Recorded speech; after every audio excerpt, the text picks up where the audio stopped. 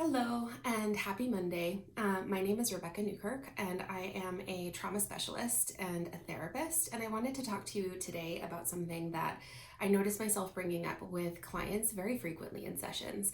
And I have a nice little metaphor that I think makes this really clear. But where it starts is people will ask me often how to make themselves do something. So, um, they need to get out of bed at a certain time, or they need to go to work or do something at work that is really onerous for them, or have a conversation that's really scary. Maybe it's public speaking, something like that, and they say it's just so terrible, it's so awful, and I really really hate it, and I don't want to torture myself, but also like I do have to do the thing.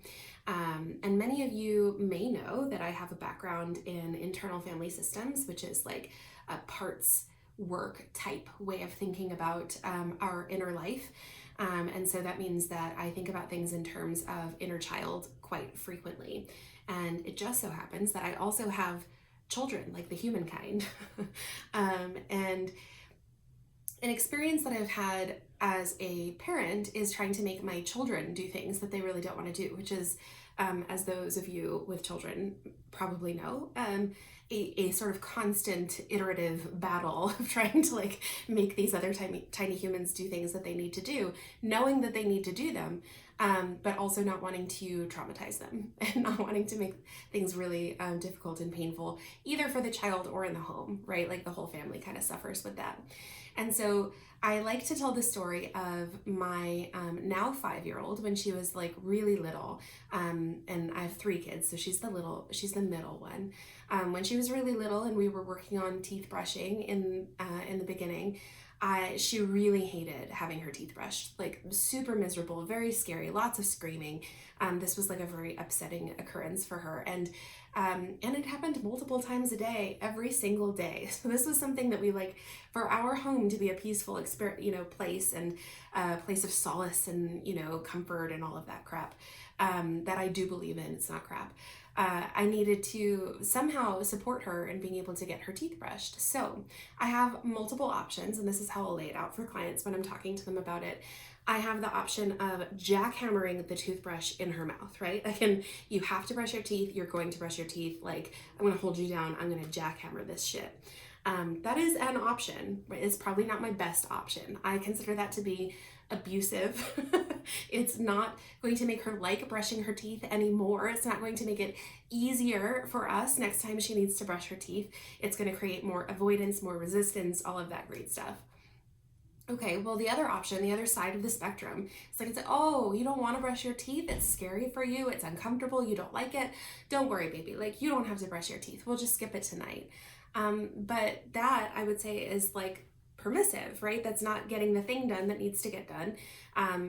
We know that she needs to brush her teeth, and that would make me negligent. So here are the two options that sort of on the extremes is I can be abusive, I can jackhammer the toothbrush in her mouth. I can be negligent and I can say, oh, baby, like that might feel better to her in the moment. You don't have to do this. But we know that that's not better for her in the long run, and it's not going to set her up for health and success later. So I talk through what I have tried to do for my child, what I try to do for myself, and what I'm inviting my clients to try to do for themselves when they get into these situations where they really need to do something, but they really don't want to do it. And that is some version of, I see that you really don't want to do this. It matters to me that it makes you uncomfortable, and I don't want you to be uncomfortable. Like, that's not the goal here. And also, we have to brush your teeth. Like, part of keeping you healthy and keeping you safe and taking care of you and helping you be the healthiest, safest, happiest version of who you can be, it requires us to keep your mouth clean. It requires us to keep your teeth clean. And so we're gonna do the thing, but I want to take it at your pace, and I want to hear what is going to make this easier or more comfortable for you. And so I would tell her things like, I'm going to be very gentle, right? If you say stop a minute, I need a minute, I'm going to stop for a minute. If you need me to like talk you through something, I'm going to talk you through it. You help me make this a better experience for you. We're going to do it, but I'm going to be here with you every single step of the way. It matters to me how you experience this. Let's do it together. You're not alone. You do matter, right? And so that means that toothbrushing for a while was this really like drawn out, protracted, sometimes a very challenging experience of, I put the toothbrush in her mouth and then she like, oh no, like stop for a minute. And it did. It took a lot longer than ideally it would have.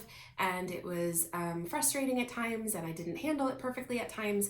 But what eventually happened is that now I have a 5-year-old who will brush her own teeth.